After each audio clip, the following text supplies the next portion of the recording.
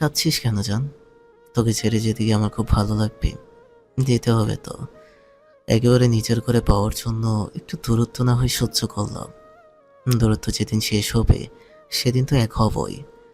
মাঝের এই অপেক্ষাটুকু কি করা যায় না? প্রিয়া অশ্রুসিক্ত নয়নে উপনিস মাথা নাড়াল। অন্তু আবার বলল, তাছাড়া অস্ট্রেলিয়া যেতে এখনো অনেকদিন বাকি। মাস তো একটু সময় লাগবেই। এখন এগুলো ভেবে সময় নষ্ট না করি, আমরা আমাদের বর্তমানটুকু উপভোগ করি, কেমন? প্রিয়া আবারও মাথা ঝাঁকালো। অন্তু এক হাতে ওকে পুরোপুরি ঘুরিয়ে নেয় প্রিয়ার পিঠ থেকে অন্তুর বুকে। রেলিংয়ে দু হাত রেখে প্রিয়াকে আটকে রাখে নিজের বাহু বেষ্টনীতে। বেশ খানিকটা সময় তাদের কাটল নীরবতায়, প্রকৃতি বিলাস করতে করতে। আচমকা দরজার কাছ থেকে শব্দ এলো। অন্তু পিছনে ঘুরে দেখে পার্থ পুষ্প দরজার কাছে দাঁড়িয়ে আছে। পুষ্প পার্থকে টানছিল বোধহয় চলে যেতে। অন্তু তাকাতেই ও থেমে যায়। এদিকে ভাই ভাবিকে সামনে দেখে ছিটকে দূরে সরে যায় অন্তু। প্রিয়া ওর এমন ব্যবহারে বিমূঢ় বনে তাকায়। কি হলো কিছুই বুঝল না মেয়েটা। অন্তর চোখ লক্ষ্য করে দরজার পানে তাকাতেই সেও ভয় পেয়ে যায়। আটকে উঠে কিছুটা ওদিক থেকে পার্থ দরজার কাছে দাঁড়িয়ে রাশভারী গলায় বলল, তোদের হয়েছে? এবার নিচে যা, সবাই ডাকছে। প্রেম পরে করিস। বড় ভাইয়ের কাছে এভাবে ধরা খাওয়ায় দুজনেই লজ্জায় মাথা নিচু করে ফেলে। অন্তত কোনো বাক্য ব্যয়হীন দ্রুত পদে চলে যায় ছাদ ছেড়ে। এদিকে প্রিয়া কি করবে বুঝতে পারছে না। দরজার কাছে ফাঁকা জায়গা দেখতেই মেয়েটা দৌড়ায় নিচে যাওয়ার উদ্দেশ্যে। ওরা যেতেই পুষ্প চোখ রাঙিয়ে বলে, দিলেন তো ছেলে মেয়ে দুটোকে লজ্জা পাইয়ে। আপনার কি আক্কেল জ্ঞান নেই? ওরা না হয় একটু সময় একা পার করছে, আপনি এইভাবে কাবাবে হাড্ডি হয়ে যাবেন? পার্থ সরু চোখে তাকিয়ে বলে, তো কি করব?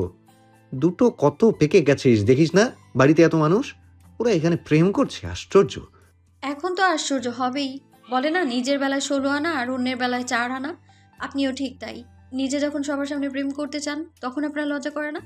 তো আমি আমার বউয়ের সাথে প্রেম করতে পারবো না?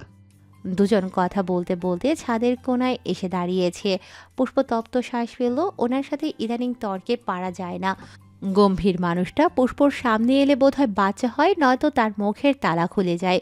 কথার পৃষ্ঠে কথা বলে মাত দেয় ওকে। পুষ্প তাই কথা না বাড়িয়ে রেলিং ঘেঁষে দাঁড়ালো। পার্থ তার পেছনে দাঁড়িয়ে দুহাতে ওর মেধহীন কোমর আঁকড়ে ধরে। পুষ্পর খোলা চুলের মাঝে নিজের মুখ ডুবিয়ে দেয়। পুষ্প ঠেস দিয়ে বলতে নেয়। এখন কেন আপনি? পার্থ বাধা দেয়, বেশ গম্ভীর স্বরে ধমকে ওঠে। হুম, বলেছি না আপনি বলবি না? তো কি বলবো? তুমি। পুষ্পর মাথায় তখন দুষ্ট বুদ্ধি এলো, বলল, ঠিক আছে, যেদিন আমি দ্বিতীয়বার মা হব সেদিন থেকে তুমি বলে ডাকবো। আর যেদিন তৃতীয়বার মা হব সেদিন থেকে তুই বলে ডাকবো। আর যেদিন চতুর্থবার মা হব সেদিন বাবুরাব্বু বলে ডাকবো। চলবে? পার্থ এবার পুষ্পকে নিজের দিকে ঘুরিয়ে নিল। দুহাত কোমরে রেখে কাছাকাছি দাঁড়ালো। চোখাচোখে তাকিয়ে বলল, এটা কেমন নিয়ম? মা হওয়ার সাথে আমার সম্বোধনের কি সম্পর্ক? আর মাঝে তুই শব্দটা এলো কেন? তোর সাহস আছে আমাকে তুই বলে ডাকার? আপনি তাহলে আমাকে তুই কেন বলেন? আমি কি এখন আপনার খালাতো বোন আছি? আমি এখন আপনার স্ত্রী। তো তুই কি চাইছিস আমি তোকে তুমি বলে ডাকবো? হ্যাঁ, ডাকবেন। কখনো না। তাহলে আমিও আপনাকে আপনি বলেই ডাকবো। তুমি কখনোই বলবো না। পার্থ হতাশ হয়। যেন তেন করে তো ভাই বলা আটকেছে, এবার আর আপনি বলা থেকে আটকাতে পারছে না। ভারী মুশকিলে পড়ল ছেলেটা। বউয়ের মুখে আর কতদিন আপনি ডাক শুনবে? একটু তুমিও তো ডাকতে পারে। পার্থ এবার কঠোর হলো, মেকি রাগ দেখিয়ে বলল। তুই কি তুমি ডাকবি নাকি না? পুষ্পর দুহাত পার্থর বুকের উপর ঠেকিয়ে রেখেছে। সে জোরে জোরে মাথা নেড়ে বলল, না, ডাকবো না। আপনি আমার কাছে আপনিতেই সুন্দর। পার্থ আচমকা কামড় বসালো পুষ্পর ফোলা নরম গালের মাঝে। ফর্সা ত্বক মুহূর্তে লালচে হয়ে গেল, দাগ বসে গেল দাঁতের। সে আহাম্মক বনে তাকিয়ে আছে পার্থর দিকে। পার্থ সেই কামড় বসানো জায়গায় ছোট ছোট চুমু দিয়ে বলল। এটা আমার কথা না শোনার শাস্তি। পুষ্পর চোখ দুটোতে বিস্মিত, গালে হাত দিয়ে দেখে একদম দাগ বসে গেছে। কণ্ঠেও একই রকম বিস্ময় নিয়ে বলল, তাই বলে কামড়াবেন? ভবিষ্যতে কথা না শুনলে আরো ভয়ঙ্কর শাস্তি দেব। কিন্তু এটাতে দাগ বসে গেছে তো। নিচে কি করে যাব? সবাই বুঝে যাবে। পার্থ বাঁকা হেসে বলল, এটাই তো শাস্তি। পুষ্পর মাথায় আকস্মিক এক বুদ্ধি এলো। সে বুদ্ধির জোরে হুট করে পুষ্প অনাকাঙ্ক্ষিত একটা কাণ্ড ঘটিয়ে ফেলল। ঝাঁপ দিয়ে পার্থর গলা জড়িয়ে ধরে ওর উন্মুক্ত ঘাড়ে কামড় বসালো। পার্থ ব্যথা পেলেও সরে গেল না বা নড়চড় করল না, কামড় দিতে দিল ইচ্ছে মতো। কামড়টা দিয়ে পুষ্প উঠে এলো, ভ্রু নাচিয়ে বোঝালো সে বিশ্ব জয় করে ফেলেছে। পার্থ শান্ত স্বরে বলল, এটা কি ছিল? কামড়, এটা আপনার শাস্তি। আমি একা কেন শাস্তি পাবো? আপনিও পান। নিচে গেলে এবার আপনিও লজ্জা পাবেন। পার্থ হাসল, সে হাসিতে ঠোঁট প্রসারিত হলো না খুব একটা। পুষ্পকে বুঝতে দিল না, বলল, তোর মনে হয় আমার লজ্জা আছে? পুষ্প বোকা বোকা চোখে তাকিয়ে বলল, নেই? আছে। পুষ্পর তখন মনে পড়ল তার সুপারহিরো বরের লজ্জা বলতে কিচ্ছু নেই। সে পারে না শরীরের সবখানে দাগ নিয়ে উদম হয়ে বাড়িময় ঘুরে বেড়াবে, তবুও লজ্জা নামক বস্তু তার ধারে ধার দেবে না। পুষ্প নিজেই নিজের কপাল চাপড়ালো। পার্থ তখন হো হো করে হেসে দিল, দুষ্টুমি ভরা কণ্ঠে বলল, লজ্জা কিন্তু তোকেই পেতে হবে, দুটো কামড়ের জন্যই। চাইলে আরেকটা দিতে পারিস। এবার এটা ঠোঁটেতে নে। বলতে বলতে নিজের ঠোঁট এগিয়ে দেয় সে। পুষ্প দুহাতে ওর ঠোঁট চেপে ধরে, মেকি রাগ দেখিয়ে বলে, চুপ করুন বেহায়ালো। লজ্জা কি সব বানের জলে ধুয়ে মুছে নিয়েছেন নাকি? পার্থ বন্ধ মুখেই বলল। থাকলে তো ধুবো। একরাশ হাসি ঠাট্টা মুগ্ধতা ভালোবাসা নিয়েই তাদের দিন কাটে। এমন কোনো দিন নেই যেদিন তাদের ভালোবাসার গল্প হয় না। প্রতিটা মুহূর্তে প্রতিটি ক্ষণে তাদের ভালোবাসা আদান প্রদান হয়, হয়তো একটু ভিন্নভাবে, একটু ভিন্ন উপায়ে, তবে ভালোবাসা কমে না। দিনকে দিন সে ভালোবাসার গল্পটা যেন বেড়েই চলেছে। অবশেষে এত এত দুঃখের পর তাদের জীবনে এক টুকরো সুখ এসে ধরা দিয়েছে। এই সুখ কি এভাবে সেভাবে ফেলে রাখবে নাকি? সবটা দিয়ে উপভোগ করবে এই সুখ। কৃত্রিম আলোয় সাজানো কমিউনিটি সেন্টার, চারপাশে আর্টিফিশিয়াল ফুল, ঝাড়বাতি, পাতলা পর্দা ইত্যাদি দিয়ে সাজানো। মেন জায়গাটায় সুন্দর করে স্টেজ করা। স্টেজটাকে নানা রকম ফুল দ্বারা সাজানো হয়েছে। অতিথিদের বসার জায়গাটায় পরিপাটি করে সাজানো চেয়ার ও টেবিল। হল জুড়ে মানুষের আনাগোনা। অন্তর বাগদান গেল মাত্র 2 মাস 10 দিন হলো। তার মধ্যেই হৃদয়ের বিয়ের ঘণ্টি বেজে গেল। প্রেমিকা নিয়ে সে আর কত ঘুরবে, এবার বউ লাগবে। বন্ধুদের বিয়ে হয়ে বাচ্চা হয়ে গেল, অথচ সে এখনও বিয়েই করতে পারল না। সেই জেদে ছেলেটা এত তোড়জোড় করে বিয়ের ব্যবস্থা করলো। অবশ্য এর পিছনে বহু শ্রম দিতে হয়েছে। হবু শ্বশুর মশাইকে বাগে আনতে বহু কসরত করতে হয়েছে। তার মোহকে চাই মানে চাই, যে কোনো মূল্যে চাই। এত সিরিয়াসনেস দেখে সবাই যার পরনাই একটু অবাকই হয়েছে। মিনিটে মিনিটে গার্লফ্রেন্ড বদলে ফেলা ছেলে কিনা এক নারীতে আসক্ত হয়েছে। মায়া কিনা পারে একবার কারো মায়ায় পড়লে সে মায়া কাটানোর মতো সাধ্য মানুষের বোধহয় নেই। এই তো এত পাগলামি ছেলে মানুষের পর চন্দ্রাল শ্বশুরকে সে রাজি করাতে পেরেছে। তাছাড়া মোহর বাবাকে মানানোর পেছনে পার্থদের ভূমিকা অনস্বীকার্য। সবই সন্ধ্যা হলো। বরযাত্রী কমিউনিটি সেন্টারে পৌঁছেছে অনেকক্ষণ, এখনও বিয়ের কার্যক্রম শুরু হচ্ছে না। হৃদয় বসে বসে বোর হচ্ছে। এতদিনের দেরি সহ্য হলেও একটু দেরি আর তার সইছে না। এখন বিয়ে করবে, কখন বাসর সারবে, আর কখন যে বাচ্চার বাবা হবে, এই ভেবে ভেবেই তার মাথা নষ্ট হয়ে যাচ্ছে। আর এ মূল কারণ কার্তিক সুস্মিতা। এই তো হৃদয়ের বরাবর টেবিলটাতেই সুস্মিতা বসে আছে। মেয়েটা প্রেগনেন্ট। কার্তিক এটা ওটা নিয়ে সুস্মিতাকে খাওয়াচ্ছে, বউয়ের থেকে দূরে সরছেই না। হৃদয়েরও ইচ্ছে করছে মোহকে প্রেগনেন্ট অবস্থায় দেখতে, অথচ তাদের এখনও বিয়েই হলো না। বিশাল হতাশার শ্বাস ফেলতেই হৃদয়ের চোখ পড়ল অন্তুর উপর। হাতে একটা কোন আইসক্রিম নিয়ে এদিকেই আসছে। হৃদয় হাত উঁচিয়ে ডাকলো তাকে। আরে অন্তবাবু, এইদিকে আসো। অন্তু ডাক শুনে থমকালো। হৃদয়ের কাছে এসে দাঁড়াতেই হৃদয় বলল, আইসক্রিম কার জন্য নিচ্ছ ভাইয়া? প্রিয়ার জন্য। ও বলছিল গরম লাগছে, আইসক্রিম খেতে ইচ্ছে করছে, তাই বাইরে থেকে নিয়ে এলাম। হৃদয় হতাশার শ্বাস ফেলে নাটকীয় ভঙ্গিতে বলল, ছে, তোমাদেরই জীবন। আমার আগেই এঙ্গেজমেন্ট করে নিলে, এখন প্রেমিকা নিয়ে বিন্দাস ঘুরছো, আর আমি এখনো বিয়েই করতে পারলাম না। আফসোস। অন্তু দ্বিগুণ হতাশ হয়ে বলল, একটু পরে তো বিয়েটা হয়েই যাচ্ছে ভাই। আমার বিয়েটা তো অনেক দেরি, আগে এঙ্গেজমেন্ট করেও লাভ হলো না। তা ঠিকই আছে। আমাদের আগে তোমাদের বিয়ে হয়ে বাচ্চা হয়ে গেল তো ঝামেলা, লজ্জার ব্যাপার হয়ে যায়। মানুষ বলবে বড়দের আগে ছোটটা বাবা ডাক শুনে নিয়েছে। অন্তু একটু লজ্জা পেল ওর কথায়, অজুহাত দেখিয়ে বলল, আচ্ছা ভাই যাই, আইসক্রিমটা গলে যাবে, প্রিয়া আবার আমার ওপর রাগ করবে। হ্যাঁ হ্যাঁ, যাও ভাইয়া যাও, প্রেমিকা পালনের ঠেলা বুঝো। কিন্তু প্রিয়তমা কই? দেখলাম না তো। এই লোকটা আবার প্রিয়াকে প্রিয়তমা বলে ডাকছে। ও মোহকে ভালোবাসে বলে অন্তু এখন ও নিয়ে বেশি মাথা ঘামায় না। কিন্তু প্রিয়ার মুখে হৃদয় ভাই আর হৃদয়ের মুখে প্রিয়তমা শুনলেই অন্তুর রাগ হয়।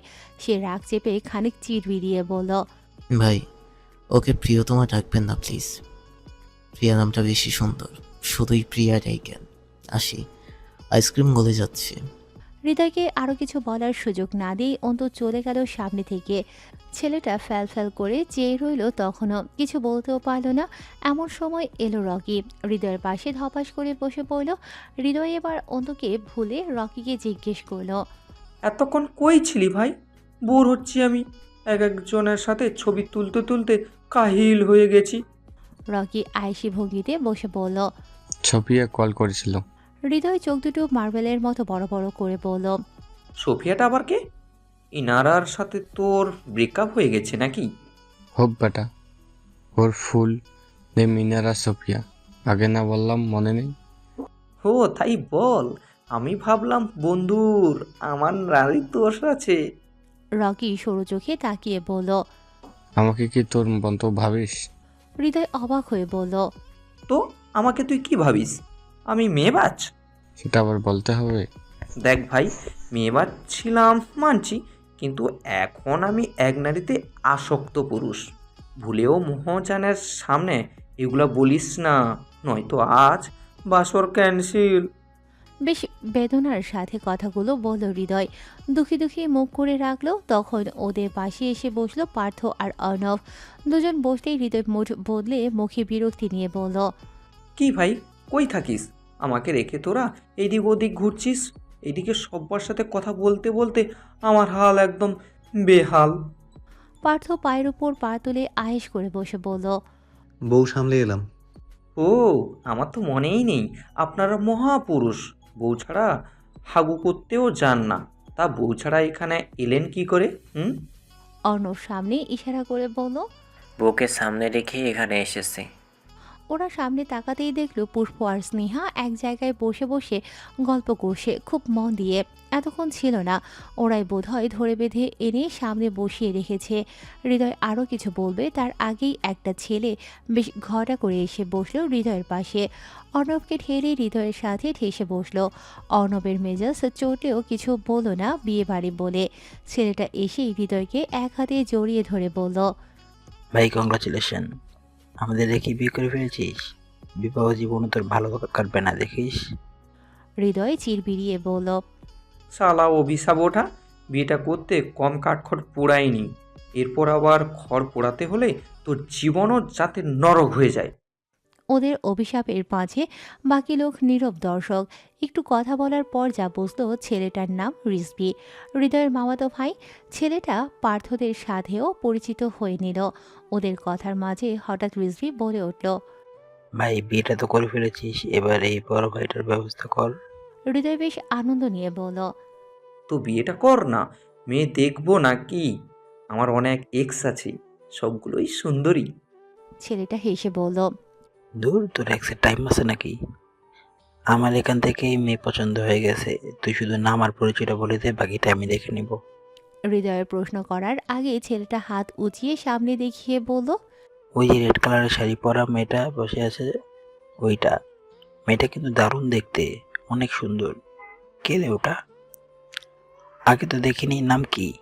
ইশারা অনুযায়ী সেখানে রেড শাড়ি পরা পুষ্পকে দেখে ভয়ে হৃদয় শুকিয়ে এলো। আতঙ্ক নিয়ে তাকালো পার্থর দিকে। পার্থ শান্ত চোখে রিজবির দিকে তাকিয়ে আছে। ওই চোখ দেখেই ওর ভয় হলো। আতঙ্ক ভরা চোখে মুখে বলল, তোর কি ওই মেয়েটাকেই পছন্দ হয়েছে? আর কাউকে পেলি না ভাই? ছেলেটা প্রফুল্ল চিত্তে বলল, আরেকজনও আছে তো, ওই যে ওই মেয়েটার পাশে পিঙ্ক কালারের শাড়ি পরা যে মেয়েটা আছে, ওটা ওটা আমাদের মন্টু ভাইয়ের পছন্দ হয়েছে, ওইটার বায়োডাটা চাই। হৃদয় এবার বিস্ফোরিত চোখে তাকালো অর্ণবের দিকে। অর্ণব কপাল কুঁচকে তাকিয়ে আছে ছেলেটার দিকে। হৃদয় চিবিয়ে চিবিয়ে বলল, আর কাউকে পেলি না শালা? আমার নিষ্পাপ বন্ধুর বউদের দিকেই নজর দিতে হলো। ছেলেটা বুঝল না ঠিক, ভ্রুকুচকে তাকিয়ে রইল। হৃদয়কে পাত্তা না দিয়ে পার্থ আর অর্ণবকে বোঝাতে যায়। পার্থ হাত উঁচিয়ে থামিয়ে দেয় ওকে। উঠে দাঁড়ায় সোজা হয়ে, ছেলেটার সামনে এসে শীতল কণ্ঠে বলল, she is mine, don't you dare look at her again. আমার জিনিসে কারো ছায়া পড়াও আমার পছন্দ না। আর ও তো আমার মহামূল্যবান জিনিস, আমার হার্টবিট, যেটা ছাড়া বাঁচা যায় না। বুঝলি তো কোথায় চোখ দিয়েছিস? বন্ধুর বিয়ে বলে বেঁচে গেলি, but next time make sure your eyes know their limits. দ্বিতীয়বার ভুলেও যেন ওইদিকে চোখ না যায়। Got it? ঠান্ডা গলায় ঠান্ডা হুমকি দিয়ে সে চলে গেল সেখান থেকে। ওদিকে রিজবির মুখটা দেখার মতো হয়ে আছে। ছেলেটা বুঝতে পারেনি কোনো বউ পাগলা জামাইয়ের সামনে সে তারই বউকে চেয়ে বসেছে। গলাটা শুকিয়ে এসেছে তার ওই ঠান্ডা স্বরে। আতঙ্কিত চোখে শুধু তাকিয়ে আছে পার্থর যাওয়ার দিকে। এদিকে এক তুফান জেরেই অর্ণ তুফান হাজির। অর্ণব ওর সামনে দাঁড়িয়ে দাঁতে দাঁত পিষে বলল, আর তোর ওই মন্টু ফন্টুকেও বলে দিস, আমার বইয়ের দিকে তাকালে এবার ওর চোখ আমি উপড়ে ফেলবো। সাদাসিধে বউ আমার, অনেক সময় পর বউকে নিজের করেছি। ওখানে অন্য কারোর চোখও আমার সহ্য হবে না। তাই বলে দিস যেন আমার বইয়ের থেকে 100 হাত দূরে থাকে, নয়তো হোপ ইউ আন্ডারস্ট্যান্ড। নিজের করা বাক্যগুলো ছেড়ে সেও চলে গেল সেখান থেকে। রিজবি কি বলবে বুঝতে পারছে না। সামান্য পছন্দ হয়েছে বলাই ছেলেগুলো এতগুলো ঠান্ডা হুমকি দিয়ে গেল। ওদিকে পার্থ পুষ্পদের কাছে গিয়ে দাঁড়িয়েছে। স্নেহাকে শুধু বলল, অনব, তোমাকে ডাকছে স্নেহা, যাও। স্নেহা ভদ্র মেয়ের মতো আচ্ছা ভাইয়া বলে চলে গেল। পার্থ পুষ্পর হাত ধরে উঠিয়ে টানতে টানতে নিয়ে গেল বাইরের দিকে। পুষ্পকে কিছু বলার সুযোগও দিল না। ওরা গিয়ে থামলো গেইটের দিকে, যেখানে মানুষজন আপাতত কম। পার্থ রাগে ফুঁসছে যেন। পুষ্প চিন্তামাখা গলায় প্রশ্ন করল, কি হয়েছে? এমন কেন করছেন? এখানে কেন এলাম? পার্থ গম্ভীর গলায় বলল, ভেতরে যাবি না? কেন? কি হয়েছে ভেতরে? আগুন লেগেছে। পুষ্প ভয় পেল, ভাবল সত্যি বুঝি কোথাও আগুন লেগেছে। বিচলিত হয়ে বলল, আগুন ওখানে না, এখানে। আমার ভেতরে লেগেছে আগুন। বুকের কাজটা দেখিয়ে দাঁতে দাঁত চেপে বলল কথাটুকু। পুষ্প ভ্রু কুচকে তাকিয়ে রইল ওর দিকে। পার্থ আবার বলল, ভেতরে কত ছেলে জানিস? তোর দিকে নজর তাদের। হাউ কুড আমি থাকতে অন্য কোনো ছেলে তোর দিকে নজর দেয়? How dare he! ওর চোখটা খুলে ফুটবল খেলতে পারলে ভালো লাগতো। শালা আমার বউয়ের দিকে নজর দেয়। ওর পুষ্প তখন হো হো করে হেসে ফেলল। প্রাণ খোলা হাসি। দেখতে এক টুকরো শুভ্র মেঘের মতোই ঝলমলে লাগছে, যা দেখে চোখ ঝলসে যায় পার্থর। কথা বন্ধ হয়ে যায় আপনা আপনি। পুষ্প হাসতে হাসতে ওর গায়ে ঢলে পড়ল। এত হাসি দেখে পার্থ এবার চোখ মুখ কুচকে মেকি রাগ দেখিয়ে বলল। তোর হাসি পাচ্ছে? পুষ্প হাসি থামালো, ঠিকঠাক হয়ে এগিয়ে গেল পার্থর বুকের উপর 2 হাত রেখে হাসি চেপে বলল, তোমার জ্বলছে মিস্টার হাজবেন্ড? এই তো, এই সম্বোধনটা, এটা পার্থর রাগ হাওয়া করে দেয়। কিন্তু এই ডাকের দেখা সহজে মেলে না। পূর্ণিমার চাঁদের মতন এই ডাক। মেয়েটা ইচ্ছে করে এমন এমন সময় তুমি বলে ডাকে, যখন পার্থ খুব রেগে থাকে। আর তারপরই পার্থর রাগ হাওয়া হয়ে যায়। কিন্তু এবার আর সে দমল না। এক ভ্রু উঠিয়ে বলল, তো জ্বলবে না? আমার বউয়ের দিকে নজর দেয়, কত বড় সাহস! শান্ত হন মিস্টার। আপনার বউ তো আপনাকে ছাড়া কাউকে দেখছে না। ওইদিকে আপনার দেখার দরকার নেই। দরকার আছে ম্যাডাম। আমার বউকে আমি দেখবো, শুধু আমি। অন্য কেউ কেন তাকে ভালো লাগার নজরে দেখবে? আপনি টিনেজারদের মতো বিহেভ করছেন। কারণ আমার বয়স 16। এমন আজব কথায় পুষ্প আরেক দফা হাসল। সে হাসিতে আবারও পার্থর রাগ মাটির সাথে মিশে গেল। মোহনীয় স্বরে আওড়ালো, এভাবে হাসিস না, ভুল, বুকে ব্যথা হয়। পুষ্প হাসি থামিয়ে সরু চোখে তাকিয়ে বলল, এখনো ব্যথা করে? তুই যতদিন হাসবি ততদিনই করবে। তাহলে হাসি বন্ধ করে দিই। শুধু শুধু আপনার বুকে ব্যথা দিতে পারি? পার্থ বুঝতেই পারছে ওকে জ্বালানোর জন্য পুষ্প এমন করছে। ও হুট করে 2 হাত বাড়িয়ে পুষ্পর কোমর জড়িয়ে ধরে কাছে টেনে আনলো, বলল। আমাকে জ্বালাতে খুব মজা লাগে না? পুষ্প নিজেকে ছাড়ানোর চেষ্টা করে বলল। কি করছেন? মানুষ এখানে কি বলবে? পার্থ ওকে ছেড়ে হাত ধরে টানতে টানতে আবার হাঁটা ধরল। পুষ্প জিজ্ঞেস করল, আবার কোথায় যাচ্ছেন? মুড চেঞ্জ, এখন রোমান্স করব, তাই ছাদে যাচ্ছি। ছেলেটার যখন তখন রোমান্সের প্যারা ওঠে। দিনের 24 ঘন্টার মধ্যে 14 ঘন্টায় মানুষ রোমান্সের মুড নিয়ে কি করে থাকে পুষ্প বুঝে পায় না। তবে সে এনজয় করে, কারণ এই সময়টা তারই থাকে, তাদের থাকে একান্ত কিছু সময়, কিছু একটু সুখের, একটু আনন্দের, একটু ভালোবাসাদের। ওদিকে স্নেহা যখন অর্ণবের কাছে গিয়ে জিজ্ঞেস করলো, ডাকছিলেন? তখন ছেলেটা কিছু না বলেই ওকে টানতে টানতে নিয়ে গেল হলের পেছনের দিকে। ওখানে মানুষ নেই বললেই চলে, শুনশান জায়গাটায় এসে দাঁড়ালো দুজন। স্নেহা প্রশ্নাত্মক দৃষ্টিতে ওর দিকে তাকিয়ে থাকলে অর্ণব নিজে প্রশ্ন ছুড়ল। বিয়ের আগেও ছেলেরা এভাবে তোমার দিকে নজর দিত? আগামাথাহীন কথাটার মর্ম তেমন বুঝল না সে, কনফিউশন নিয়ে জিজ্ঞেস করে। বুঝলাম না, কি বলতে চাইছেন? বললাম আমার বিয়ের আগেও ছেলেরা তোমার পিছনে পড়ে থাকতো, ডিস্টার্ব করতো? স্নেহা বুঝতে পারছে না হঠাৎ এমন কথা কেন উঠছে। অর্ণব তো এমন কথা কখনো বলে না, হঠাৎ কি হলো? স্নেহা ওই প্রশ্নে না গিয়ে খানিক মিয়ে গিয়ে বলল, হ্যাঁ, একটু একটু ডিস্টার্ব তো ছেলেরা মেয়ে দেখলে করি। তোমাকে এত সুন্দর হতে কে বলেছে? আপনি এমন করে কেন বলছেন? কি হয়েছে? তোমাকে দেখে অন্যের বিয়ে করতে ইচ্ছা করছে। আমার বইয়ের দিকে নজর দেয়, ওর চোখ তুলে ফেলা উচিত ছিল। সামনে পেলে একটা চড় অন্তত মার বই। স্নেহা অবাক হয়ে শুধু তাকিয়ে রইল। ওদের সম্পর্কটা আগের থেকে অনেক স্বাভাবিক। স্বামী স্ত্রীর মধ্যে যেমন সম্পর্কটা থাকা প্রয়োজন, ঠিক তেমনই চলছে তাদের সম্পর্ক। কিন্তু মাঝে মাঝে ইতস্ততা তাদের একটু কাবু করে রাখে। অর্ণব কখনো এমন জেলাসির টাইপ আচরণ করে না, আজ প্রথম হলো। তাই তো অবাক হয়ে জিজ্ঞেস করলো। অর্ণব, আপনি কি জেলাস? অর্ণব মুখটা বাংলার পাঁচের মতো করে বলল, হয়তো। হয়তো মানে? শিওর না? আমার ভালো লাগে না তোমার দিকে কেউ অন্য চোখে তাকালে। এটাকে এখন কি বলবো? অর্ণব, আপনি অনুভূতির ক্ষেত্রে না বড্ড কাঁচা, বুঝতে অনেক সময় নেন। এখন তুমি বুঝিয়ে দাও। আমি বুঝাবো? অর্ণব একটু এগিয়ে এলো, কাছাকাছি দাঁড়িয়ে মেঘমন্ত্র স্বরে বলল, হ্যাঁ বোঝাবে। আমার মন তো আমার আগেই তুমি পড়ে ফেলো, তাহলে এই অনুভূতিটাও তুমি ব্যক্ত করে দাও। স্নেহা একটা শ্বাস ফেলে বলল, নিজের ভেতরের আবেগ অনুভূতি নিজেকেই খুঁজে নিতে হয়, নিজে থেকে বুঝে নিতে হয়। আমি কি আপনার অনুভূতি বোঝাতে বা আপনাকে বোঝাতে পারবো? এই যে দেখুন না, আপনি যখন স্টেজে পারফর্ম করেন তখন কত মেয়েরা আপনাকে দেখে ক্রাশ খায়। আমার তখন কি করতে ইচ্ছে করে জানেন? কি? ইচ্ছে করে ওই মেয়েগুলোর গালে ঠাস ঠাস করে দুটো মেরে বলি, অর্ণব হাসান আমার, তার দিকে বদ নজর দিলে তোর নজর খুলে নিব, ফালতু মেয়ে। তারপর ইচ্ছে করে আপনার সুন্দর মুখটা ঢেকে রাখে, যাতে ফাজিল মেয়েগুলো আপনাকে আর দেখতে না পারে। আমার কি কি করতে ইচ্ছা করে? আর হঠাৎ মেয়েটার কথা থেমে যায়। দুহাতে মুখ চেপে ধরে বড় বড় চোখে তাকায় হাস্যরত অর্ণবের দিকে। অর্ণব হাসে, বাচ্চা বাচ্চা কথাগুলো তার কাছে দারুণ লাগে। মেয়েটা যে মুখ ফসকে এতগুলো কথা বলে ফেলেছে তা অর্ণব জানে। এখন হুঁশে এসেছে, এখন আর একটা কথাও বলবে না, তাও জানে। তবুও সে বলল, কি মিসেস স্নেহা অর্ণব হাসান, তারপরে কি বললেন না যে? স্নেহার এই একটা রোগ, কথা বলতে গেলে সে কি বলতে কি বলে ফেলে নিজেও জানে না। যেসব কথা বলা বারণ নিজের মনেই শুধু রাখা দরকার, সেসব কথাই যেন তার ভেতরে থাকে না। হুটহাট এটা ওটা বলতে গেলে নিষিদ্ধ কথাগুলো বলে ফেলে। এখনও তাই হলো, মনের সব কথা উগলে দিল। এবার লজ্জায় পারছে না মাটির সাথে মিশে যাবে। ওর উত্তর না দিয়ে ছুটে যেতে চাইলেও অর্ণব এক থাবায় ওর কবজি টেনে নিজের বুকের উপর ফেলল।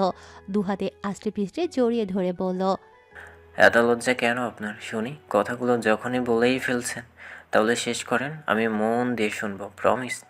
আমার বইয়ের জেলাসিটাও তো মাপের হবে, দেখা যাক কার জেলাসি লেভেল কত বেশি।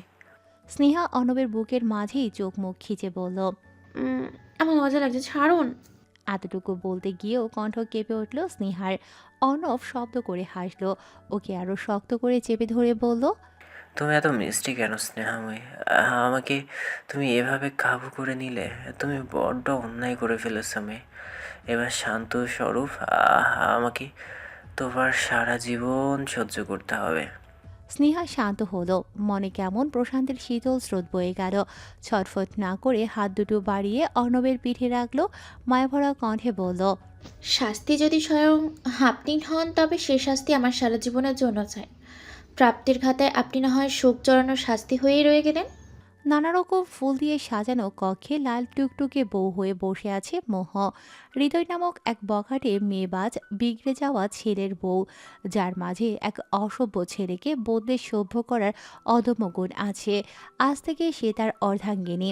হৃদয় যে ঘরটাতে এলো কিছু সময় পর তার তর সইছে না বউয়ের কাছে আসার জন্য, অথচ মানুষের হট্টগোল আনন্দ পেরিয়ে সে ঘরে ঢুকতেই পারছিল না। বহু কষ্টে টাকা পয়সা দিয়ে নিজের ঘরে ঢুকলো, নিজেরই বউয়ের কাছে আসতে কিনা তাকে টাকা দিতে হলো। তবু বউয়ের কাছে আসার জন্য আর দেরি করলো না, টাকা দিয়েই চলে আসলো ভেতরে। ধীর পায়ে এগিয়ে এলো সে, খাটের ওপর বসে আস্তে করে মোহর ঘুমটা তুলল।